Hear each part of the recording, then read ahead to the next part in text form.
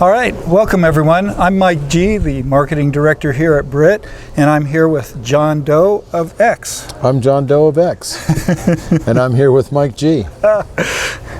So, John, I was just reading all the things that you do. I always think of you as a musician, Yes. but I'm noticing that you're an actor, you're Yes. a poet. Of Yes. course, we know that you're a singer, songwriter, guitarist, and you're mainly the bass player for the band. For X, yes. Yes. No, you say for X. What else do you do?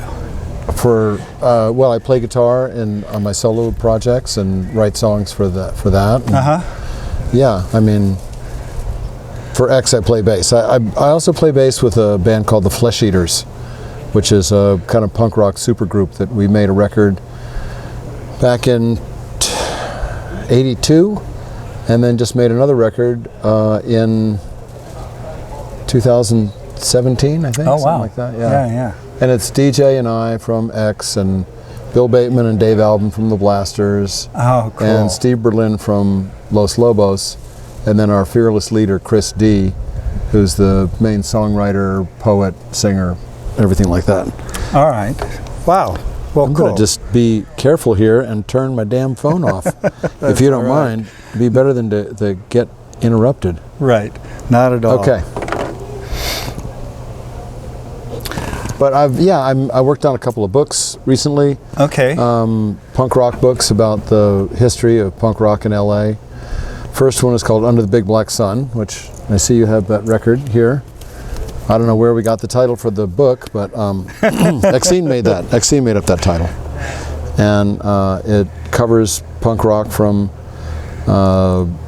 77 to 82. And then we did a second book from 82 to 87. So it's 10 years of punk influenced music in LA.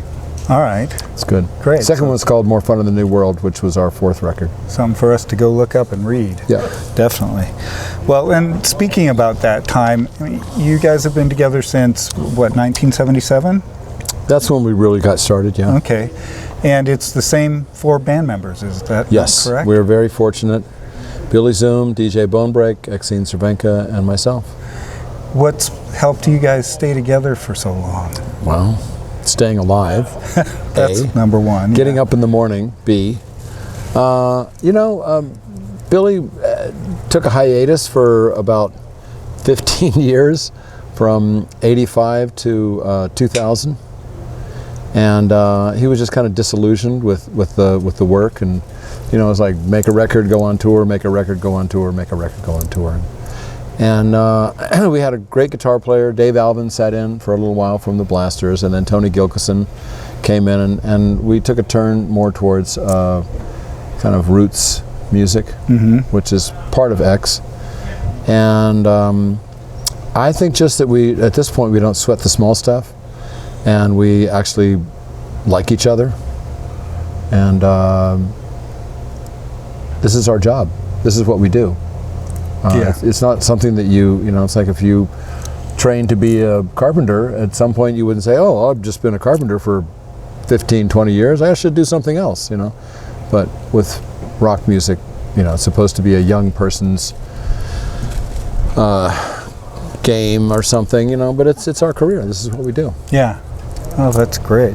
And it's great that you all are able to still work together, and yes, sounds like I say, we like each other. And, and the fact that we made a new record in 2020 was kind of solidified that bond, and showed people that we weren't just playing songs from 40 years ago.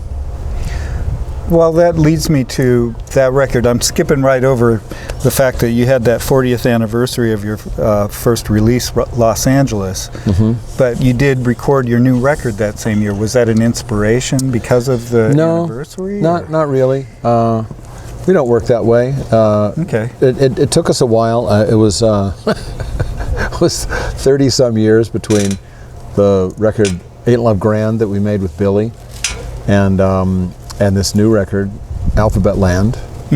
But we did it because we had all of the pieces in place. We had a good record company, we had a producer that we knew we could trust, and we did some recording and it sounded like us and we enjoyed it. So, boom, there it is. What do you think has changed between that first album and this last one that you've done, as far as the sound of the band goes? I can't answer that. Okay. Everything. Yeah. But on this record, it sounds like us. Uh-huh. And we played to our strengths rather than trying to, reinvent ourselves. Yeah. I think that whole, unless that's your thing and you're particularly good at it, I think it's a fool's errand, because you work hard developing a unique sound. Finding what the elements are to a hybrid, because everything's already been done. Yeah. In some way or another. So what people are doing is they're, have a different way of expressing it. They have a different poetic talent. They have, whatever. So just to think that you have to do something completely different it's kind of nonsense. It's foolish. So we played to our strengths. As I was writing the songs, I thought, well, would this be something that Billy would be good at playing? Is this how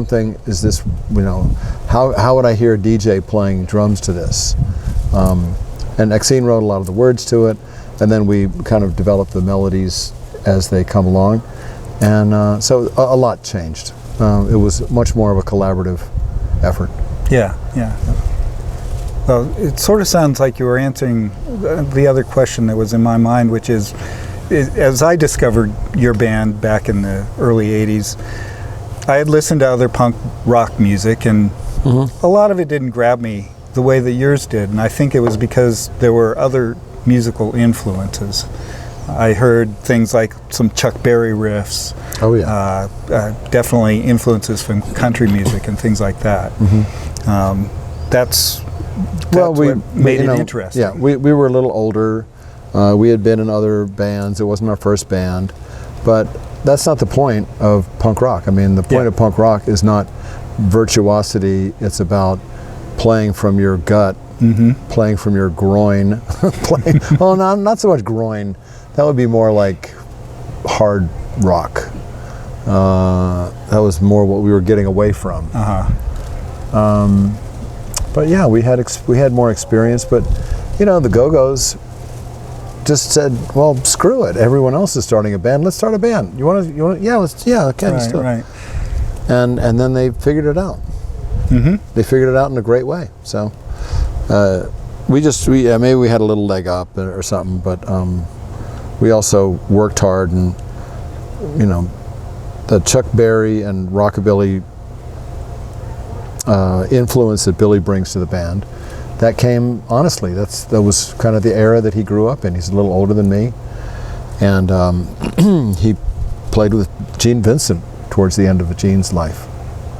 So yeah, and we were rehearsing that song, Johnny Hit and Run Pauline, and Billy just played the opening lick to Promised Land or whatever it is, and I said, that's cool, let's do that. So there really wasn't anybody else playing that style of guitar with punk rock music. Robert Quine a bit from the Voidoids and Richard Hell, but nobody embraced it like Billy did. So I give him credit for bringing that whole influence into punk rock. So tonight, what can the audience expect? Are they going to hear some of the new music, some of the old music? Yeah, okay. Absolutely.